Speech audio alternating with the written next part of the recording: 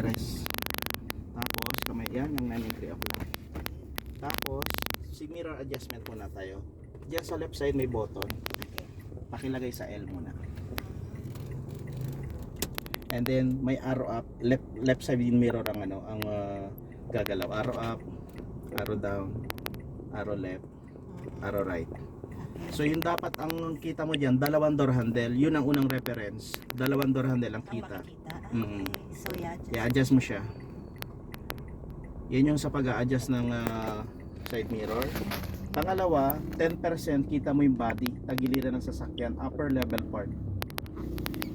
Kita? Yes. And then pangatlo, 90% outside. Nakikita mo yung may paparating na sasakyan. O yan yung 90% outside. Okay, next, kanan naman.